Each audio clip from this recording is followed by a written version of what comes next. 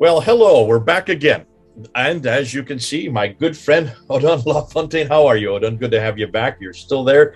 I can see you. I hope you got your pipe ready because we're going to be doing something that you have promised. Oh, there it is. We're going to do something you promised you were going to do, and we haven't done it for a long time, and that is to go back to the coins. For those people who don't know, over a year ago, I started looking at the coins in 2020, about January, actually December, January 2020. I was because of a snafu that we saw at the British Museum back in 2019 when Hatun took me down to the galleries there, and we thought we saw a wrong coin that had been titled by whoever the curator for that particular gallery. Came back, was going up and looking at all the different coins and getting as much information as I could, and I found out that I was correct, that the title for that had been put on this coin with the Shahada on it had been given to Muawiyah when it should have been given to Abdul Malik from 692, not from 661. So as I was putting up these coins, I kept on coming across all these articles written by Europeans and Americans too on how the coins progressed in the 7th century, and many of those who were doing the research and writing the articles were trying to impose the Islamic traditions onto those coins. They were trying to take that narrative, the standard Islamic narrative, and they were trying to enforce it onto the coins, and it just wasn't making sense. And I could see that they were frustrated. I was frustrated. So I started unpacking, saying, hold on a minute, why are we using the standard Islamic narrative to interpret those coins? Why don't we just interpret the coins, just look and read them, and start saying what they're telling us? And then from that, try to then create the narrative, a 7th century narrative, not a 9th and 10th century narrative. And as I was doing that, many of you were starting to write and were starting to respond in the comment section. And one person was Odon. You were there, and I saw your name there, and you were thanking me for borrowing some of your pictures. I didn't even know they were your pictures, but you had these great pictures. In fact, you're going to show some of them today with red squares around it and green oblong shapes or other different shapes, and I was looking at them, and they were perfect for what I was trying to, the message I was getting across. But I didn't know you. I didn't realize that you've been working on this for almost 12 years. This is really your bread and butter. This is really your area of expertise. And so now I wanted to get you back to actually unpack, because I just was scratching the surface. This is not my area of expertise. This is not something that I'm not a numismatist. You're not a numismatist either. But you have used people like Volker Popp and others who are numismatists, who are much better in this material. And you have actually gone through and you have shown a sequence, which I've asked you to do today. And that's what we're going to do. We're going to go back to those coins that we had talked about let's see. Way back at the last year in 2020. Now, this is a 2021 rendition. Actually, you're not going to, for those of you who probably don't know, Odin and I have already recorded this, and I lost the recordings. They went out into iTunes, took them away, and they grabbed them, and they threw them out by accident. It was my fault, but I had no idea what I was doing. So this is a re-recording, and to your delight, it's actually going to be better than the previous recording, because Odon has had time to actually add to it and embellish it and come up with better applications to it, including some newer pictures. So this is actually a better recording than what we did 2 weeks ago. So Odon, thanks a lot. Sorry that we're having to redo this again, but you have improved upon it, and you're going to toke us. And what you're going to do, and there's going to be a number of things. We're going to have to break up this first episode into 2 sections, because there's just so much material to unpack.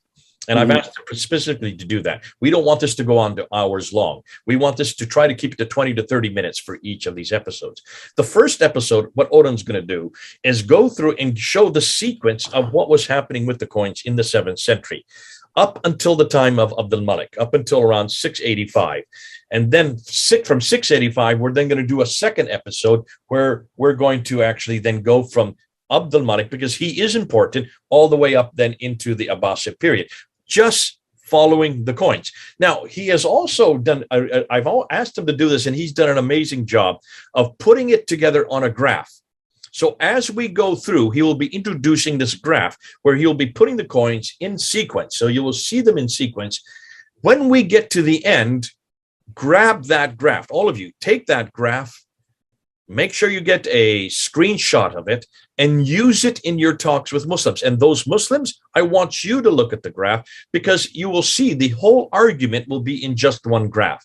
Everything that Odon's going to say, once you hear it, once you get the background behind it, once he unpacks it, and once he looks and shows you the sequence of what the coins are saying, you'll need to have that graph to then share with others and teach it yourself or use it in your own discussions, because this is a kind of a cheat sheet. We call these cheat sheets in English, which we would take to tests with and put under our hand and look at all the answers, because everything is there on one page. And Odon, thank you so much. You've done us a real favor by putting this together.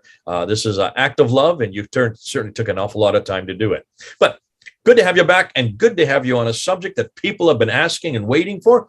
This is going to open up a whole new genre. We've looked at the coins tertiary, not really unpacked that much. We've looked at the Qiblas, we've looked at the inscriptions. We're going to be soon with Mel has looked up at all the paintings, look at the sequence of the paintings. Now we're going to look at the sequence of the coins. And it's the coins that are going to show us that the standard Islamic narrative has some problems. Because the standard Islamic narrative assumes that everything we're going to look at in the 7th century, from the time of 632 on, from the time of the death of Muhammad, and the Caliphate started in 624, so really from 624 on, was controlled by Islam, and that Islam was very strong. It controlled that whole area. By the time that you have Abu Bakr, Umar, Uthman, and Ali, by the time that Muawiyah comes to power in 661, all the land from Tripoli in the west to Afghanistan in the east was under their control. And they monopolized, they controlled everything, which means they controlled the coins as well. They controlled the whips. And listen, if they did control from Tripoli all the way to Afghanistan, then they did control the mints, because the mints were in what is today Syria, and in Lebanon, and Israel, and parts of Jordan over in the west, and over in the east, they were all in what is today Iran. So those countries are way up in the north. Those mints where the coins were made are not down in the south. We're not down in Mecca and Medina, not in the Hijaz, not in Arabia at all. Why? Well, for one very good reason, like we've been saying, like a broken record. There's no water down there. Where there's no water, there's no vegetation. If there's no vegetation, there are no people. If there are no people, there are no towns. If there's no towns, there are no cities, there are no civilization, and there are no mints, because you need people to have coins, and you need mints to then give them coins, and there's no civilization there to really accommodate any coins that far south. So with that in mind, knowing that everything we're looking at is in the north, up here, over in the west, up here in Syria and Lebanon and Jordan, and over here, Iraq, and then Iran.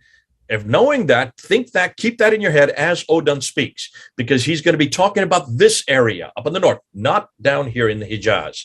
And it's that shows us, really, we're going to show you a whole nother genre of how Islam evolved, or how Islam came to be. And it's not the story that the standard Islamic narrative has been telling you. It confronts it on almost every level. Not only the geographical level, also look and see what's happening politically. And Odon is going to be amazing. It's amazing what he's going to show you, because he's going to show you what's happening politically. And because once you look at what's happening politically, you'll understand that how Islam came to be formed. It was really a political and a theological intertwining mesh that was happening all at the same time. But the coins are going to show us where the politics go. However, on the coins will be theological reference points. And Odon's going to show you that as well. God bless you. So good to have you back again, Odon. Over to you. Thank you, Jay. Thank you. At first, I just want to say that I'm not you said it yourself, I'm not an expert on coins and numismatics, but I'm a sort of expert on the big picture, or the outline of what happens. And coins are very useful for getting a sort of image of what happened, because they don't change. Yeah. And when you get a coin, you have a sort of tiny window opening on what happened 1400 years ago. Well, and this is why coins and also inscriptions, statues, real hard evidence.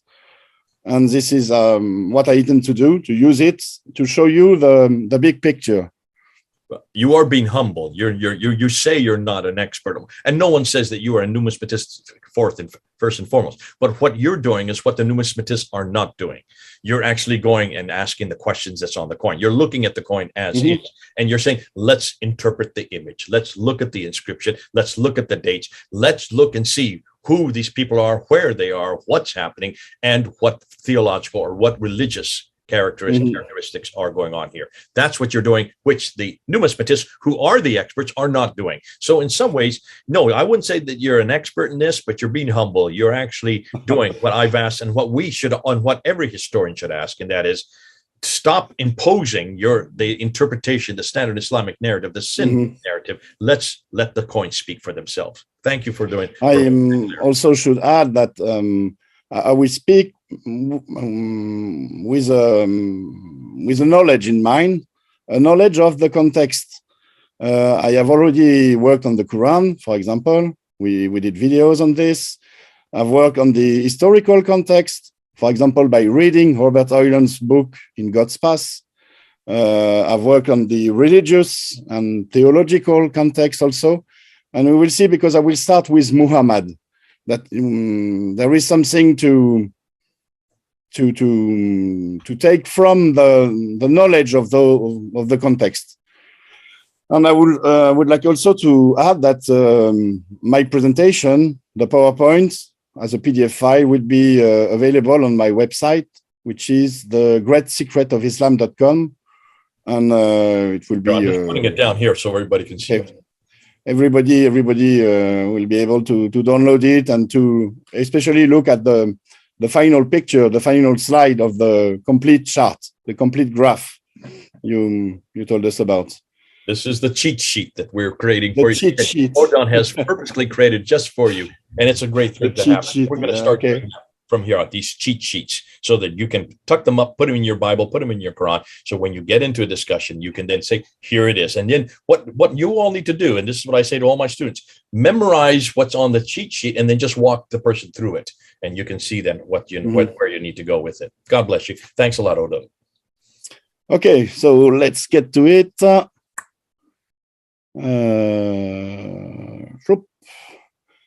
So I've chosen this very odd title for my presentation, and you will see why. From Jesus to the Califs, ruling in the name of the Messiah, as a messianist power. First of all, I want to start at not the beginning of the 7th century, but let's say the 630s. Because during the 630s, we have sources who tells us about a certain man or men called Muhammad, or MHMT. And according to the standard Islamic narrative, he should be Muhammad, the prophet of Islam. But since we have only this evidence from this time to try to understand what Muhammad means, we will see that it might not be what the standard Islamic narrative claims. You remember, Jay, that I've introduced some sources in previous videos talking about Muhammad, the documents of Sebeos and others. But really, what does Muhammad mean? According to the standard Islamic narrative, it means the praised one, the one who is to be praised, the one who is praised. But according to the linguists, it is not the same, because the HMD root at first did not mean to praise. It meant to desire, to covet, or even to cherish. So the Muhammad is the desired one, the coveted one, the beloved one. And we have an example of this in the Bible, which is very interesting and very relevant, because Muhammad is the name that the angel Gabriel gave to the prophet Daniel. Here in Daniel 10:11, and also in other passages, other verses, we can see that in Hebrew, Daniel is called Ish Hamudot. Ish Hamudot is the man who is greatly beloved, the man who is greatly desired, the man who is greatly coveted. So it is the name, the very name of Daniel. And Daniel is not any prophet. Daniel is the one who makes a prophecy about the coming of the Messiah and the second coming also of the Messiah. So Daniel is kind of a precursor of the Messiah. And one could really ask what it means to be called precursor of the Messiah, because we saw in previous videos about the general context of the 7th century, where people thought that the end of times was near, and that the Messiah was about to come. So it might mean that the Muhammad who was described in the ancient sources was not the prophet of Islam, but someone who was preaching the imminent coming of the Messiah. And we also find this in the Hadith. In the Hadith, we find that Muhammad was preaching the imminent return of the Messiah, not the return at the end of times, centuries and centuries after him, but an imminent coming. Besides, I will just have one point on the sort of drift in the meaning from coveted one, desired one, into praised one.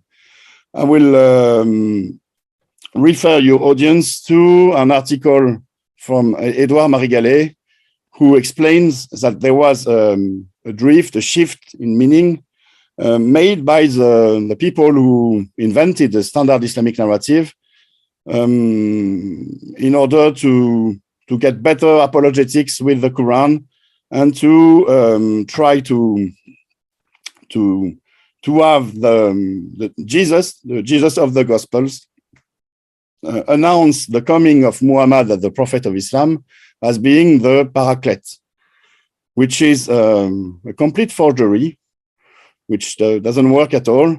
But I will just leave the reference here for people who want to read it. You can find it on Edouard Marigalet's Academia webpage. And maybe we should have a standalone video on this, because it's an interesting point. Anyhow, either way, this is the graph, the chart that you were speaking about, Jay. And this thing, the starting point. The starting point is the historical Muhammad, or the historical Muhammads, because we don't know whether it was one man or several men who bore this title. And we see that it might be that most probably that the one who are the ones who bear this title were consider themselves as some new as a sort of new Daniel. They were forerunners of the Messiah, precursors who announced the coming of the Messiah. Thereafter, we find evidence in the coins of something very strange. This is what I've put up here with this title. We find evidence that the Arab leaders, the one who minted the coins, were kind of, were not independent rulers. They were not like the Califs that are described in the standard Islamic narrative, because they used the very same coins as the empires they were supposed to fight, or they were supposed to have defeated. And so I think the best hypothesis to explain this is that those Arab leaders were kind of auxiliaries to the Byzantine and the former Persian Empire. We will see this especially by looking at the patterns that they used for their coins. Here, I have put up some Byzantine coins from the 6th and 7th century.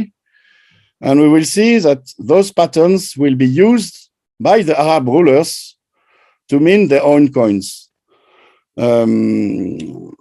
I shall come back here whenever needed. But here we have a folis or a fal with the big letter M here. M is in Greek for numos, which means 40.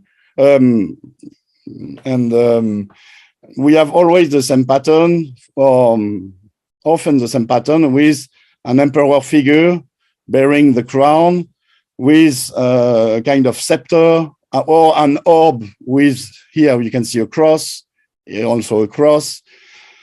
Here we have a gold solidus from Heraclius, and you see he's wearing the crown with a cross on it. He's also he's having a sort of cross in his hand. Here we see this very particular design of a Byzantine cross. And here we have the figure of a standing emperor. Here is Justinian II, standing with a cross in his hand. And we will see that the Arab rulers use the very same pattern for patterns for their coins. For example, look at this coin. So here we have such a coin with a sort of Christian pattern. It has been studied by Califas in an article in Aramco World named Coins of True Realms. And really, when you look at such a coin, it looks very much like a Byzantine coin. It looks like a Christian coin. You can see that there are Christian symbols. Here we have the M for the fals or the numos. We have here an emperor figure standing with a staff and a cross on his crown, and maybe here in the background another cross. But this coin was not minted by Christians or Byzantine. It was minted by the Arab power in the Levant between 640 and 660. This is what Califas established. And so here we have a coin which could have been minted by maybe Umar or Uthman, according to the standard Islamic narrative, or even Ali. But it is not an Islamic coin. It is a Christian coin, and it is a Byzantine coin, which it is a coin which abides by the Byzantine Empire pattern, which tells us. Interrupt you here, because a lot of people are going to question what you've just said. In the past, we have always assumed that the coins were Christian because of crosses. You're now saying that this is not the case. This could easily be a Muslim coin, and this could be Uthman or Ali or even Abu Bakr that could be minting this coin. No, I'm saying just the contrary. Okay. I'm saying that it might have been Umar or Uthman or Ali's coins according to the chronology of the standard Islamic narrative, but it tells us also that those Arab rulers were not Muslims then, or were not very Muslims. Okay, because they used crosses. All right, so make sure that everybody understands what you're saying, because you're going to have a lot of people who are going to type in and say, so Odon does believe in the standard Islamic narrative. You're not agreeing with you're not saying that this supports the standard Islamic narrative at all, are you? Not at all. Okay. Should the standard Islamic narrative be true, we should see Islamic symbols, or at least we shouldn't see crosses. Yeah. According to the standard Islamic narrative, according to the Hadith, the cross is a vile symbol. Cross are supposed to be broken by Jesus when he will come back. Okay. Odon, let me ask you this then. The standard Islamic narrative assumes that at this time, when this is 640 to 660, this is the Rashidun period. This is the time of the rightly guided caliphs. This would be Umar, Uthman, and Ali, the last three of the caliphs, the time period you're looking here, just before Muawiyah takes over. These are Arab coins from the same area that if, now I'm saying if, this is what you didn't say if, that's why I think people are going to be confused. If the standard Islamic narrative is true, these would be their coins. And what I see is, if the standard Islamic narrative is true, and there was an Uthman or Umar, Uthman, and Ali from 634 up until 661, they would not have coins like this because they would have not, no Muslim would ever have a cross on their coins. Exactly. There's something wrong with the standard Islamic narrative. Okay. It tells us that the most Muslim of the Muslims were the Rashidun Califs, and they used crosses on their coins. Now, and besides, there are two points that I want to make here. The first one is the points about Christian symbols. That's one point. And the other is about the Byzantine Empire pattern. Okay. This is also very important.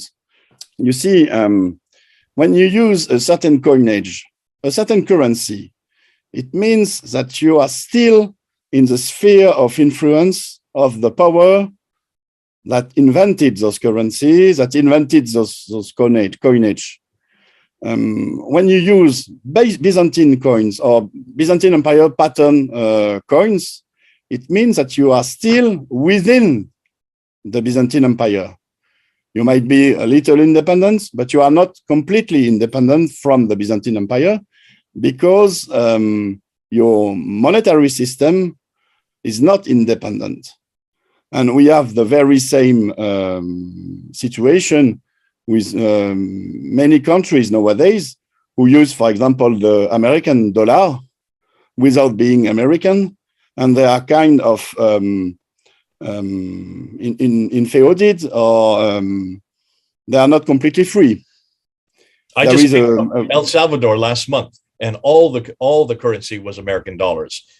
Old, beat up and very well worn American dollars that had come from America, and they were using them there. I know Liberia in Africa, they use the American dollar. There are quite a few countries that still use the American dollar. You have the example in France where the CFA, that I remember for 5 years, we used the CFA.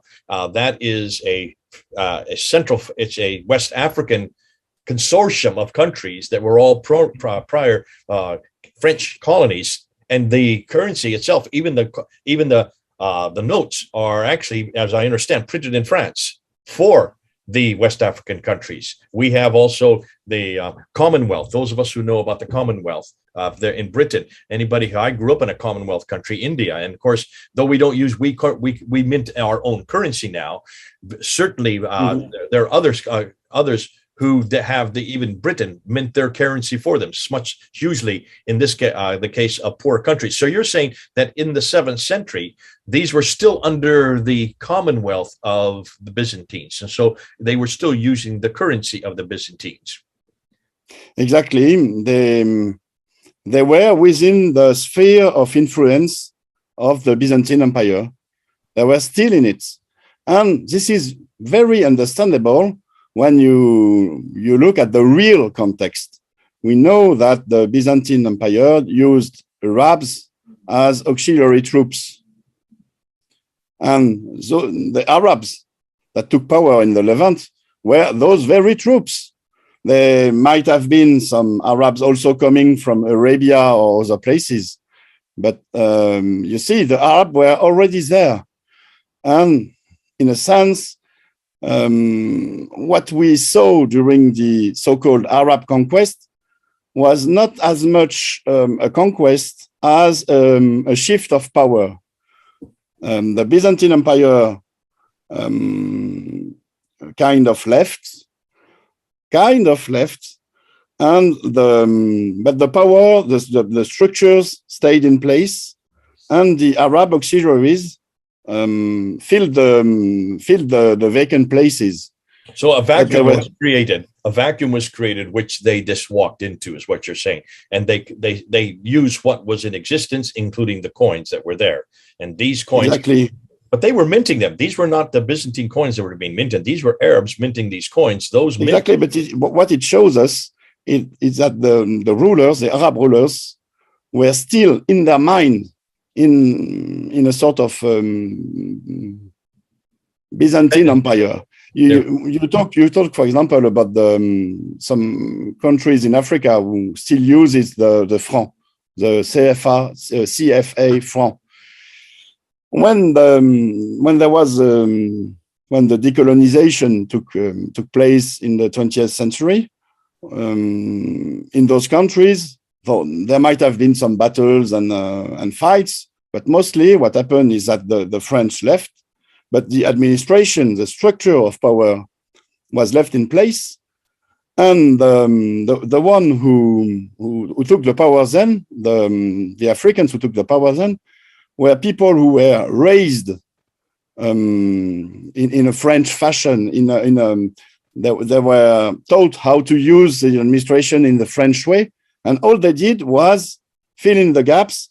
And we still have nowadays in those countries a very French-like regime with French-like institutions, French-like governments, French-like way of doing stuff.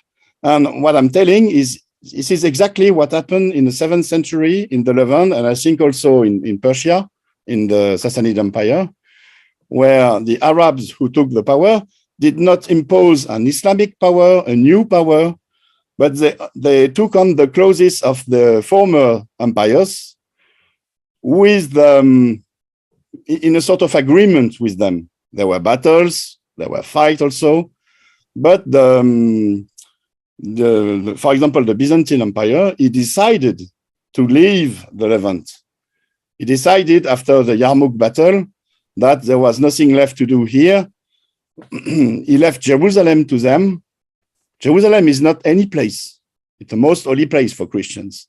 And he decided to leave it to a new class of rulers, but who were sort of affiliated to him. And the very proof of this is the coinage they used. And like you said, it is not, those coins were not minted in the Byzantine Empire in Constantinople. They were minted in the Levant under the authorities of those new Arab rulers. Mm-hmm. They were the one who chose to put crosses. They were the one who chose to keep the Byzantine Empire pattern, which says that they were still under the Byzantine Empire influence.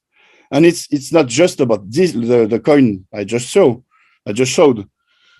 Up until Abdul Malik, up until the very end of the 7th century, we have only coins that are based on Byzantine Empire patterns in the West or Sassanid Empire patterns in the East. Mm-hmm. Okay, good. Okay, let's go back to the PowerPoint.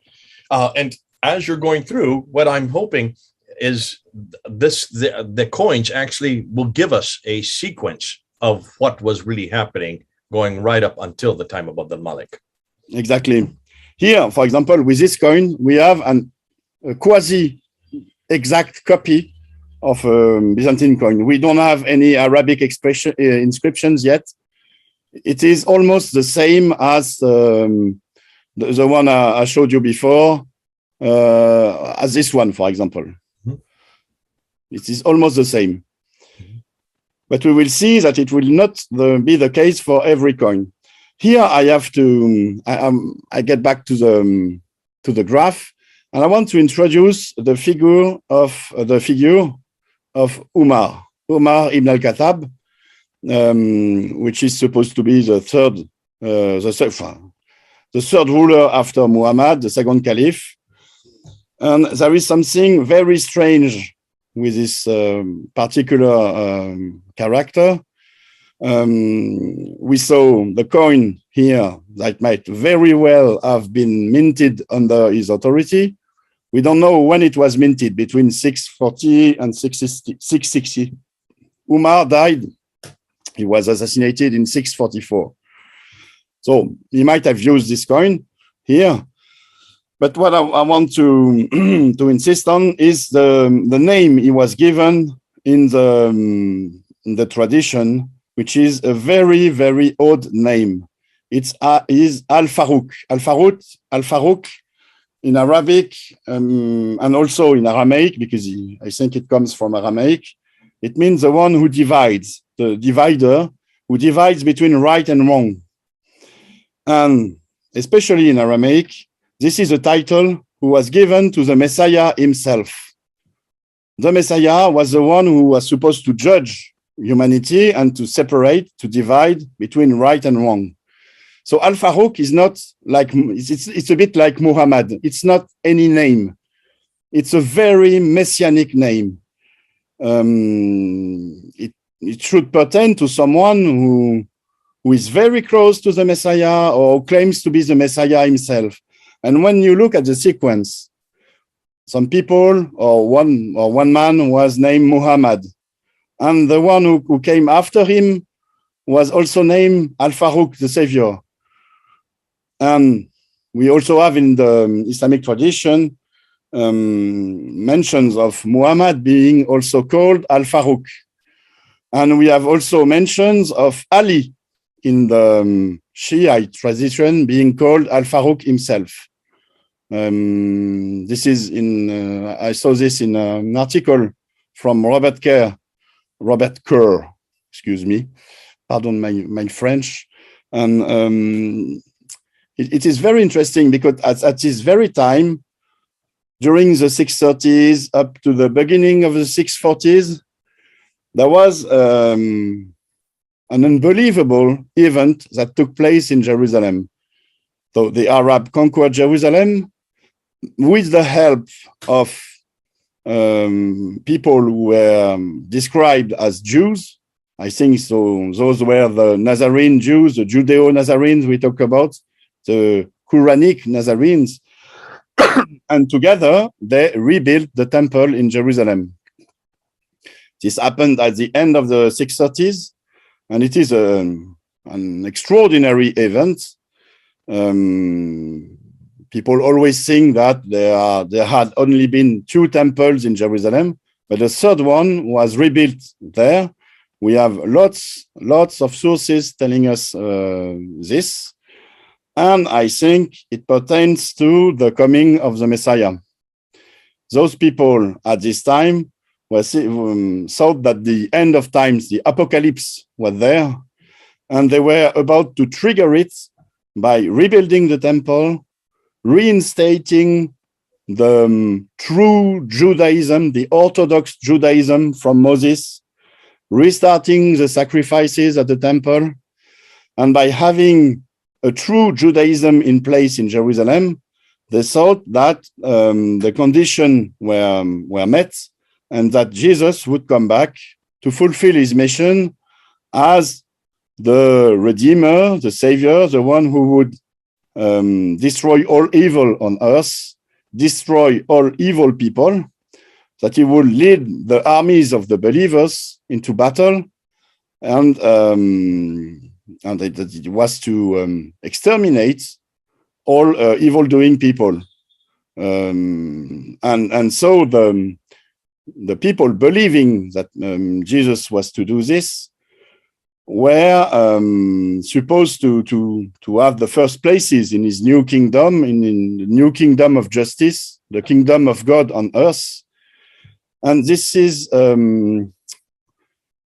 something that we need to get a very thorough look at. What does it mean to help someone to save the world? What does it mean to have the third temple in Jerusalem built or rebuilt? It means a new era. It means the Messiah would come. It means he will establish his kingdom of justice. He will establish God's kingdom on earth. And it means that Ummah and the people who were with him building this temple were kind of the Messiah's auxiliaries, and they were to lead in this new kingdom. See, it was kind of a revolution, a bit like in 1917 in Russia, where a new kingdom was to be made, and all of evil will vanish, and it will be the singing mornings, the mornings that sing, according to Lenin. And I think it was kind of the same during this time in Jerusalem. But what happened is that the Messiah did not come back. And so Umar's title, which was also given to Ali, according to the Shiite tradition, it kept on in the Muslim tradition, in the Islamic tradition, but the Arab rulers after Umar were not given this title, apart maybe from Ali. So it ended there, the savior, the Al-Faruq name. Ali, there are some very interesting traditions in the Shia tradition about him. Like I said, all those people were waiting for the Messiah to return, but as we know, he did not return. And Ali was quoted as saying that Jesus spoke through his mouth. And so we can gather from this that he realized, Ali, that Jesus was not coming, but he didn't want to give up on his political dream of God's kingdom on earth. And he kind of took it on himself to say, I am the Messiah. Jesus speaks through my mouth, and I will lead the people for establishing the new kingdom. I will establish God's kingdom on earth. And this title, this characteristic of Ali, was passed along the Shia traditions, and the Shiite imams, the 12 imams for the 12ers, and or the 7 imams for the other, or the 5 imams for the other Shiites, kept on believing that the revelation continued through them. And this is very specific to the Shia movement, but we will see that this has something to do also with the Abbasids. But let's get back to the evidence and the coins. Before we go, go back to that screen again. Just so you're going to confuse an awful lot of people here. Are you suggesting then that Umar and Ali of the Islamic tradition are the same Umar and the same Ali? You're not doing that here. Just so people know. I'm not doing this. Okay. I'm not suggesting anything. What I did is look at the Islamic narrative with a critical mind.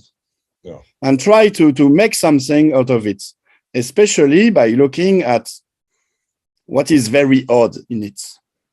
So just so people won't get confused, because I know that they're going to say, so you now you're contradicting yourself, because now you're saying the standard Islamic narrative is wrong, but now you're actually quoting the standard Islamic narrative, and you're now you're positioning yourself behind Umar of the standard Islamic narrative, the second caliph, and Ali, the fourth caliph. So just so people know that you're not at all supporting the Umar or the Ali of the standard Islamic narrative.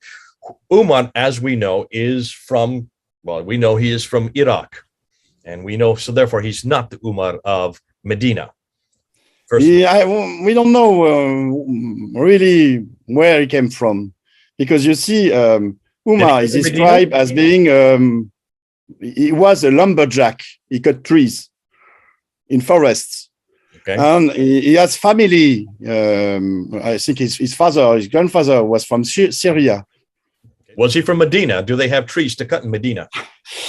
Not very much. Even less in Mecca. And even less in Mecca. So he's not the Umar of the standard Islamic narrative, which is Umar, the caliph, the third caliph who lived in, the second caliph who lived in Medina, way down in the Hijaz. Is Ali from Medina? I don't think so. I think Ali was from Kufa, not Kufa, but Al-Ira in Mesopotamia, which is nowadays Kufa.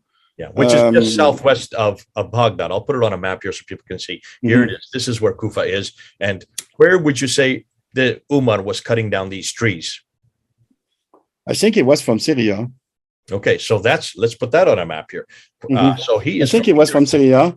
This is what I got from a French book from Elawardi, who was published last week, which is called Les Califes Maudits, the doomed caliphs. Okay. And she did a fantastic work of looking at the whole of the Islamic tradition. You see, when we are talking about the standard Islamic narrative, we are talking about an Islamic narrative that has been standardized in the 13th, 14th, 15th century, and even thereafter.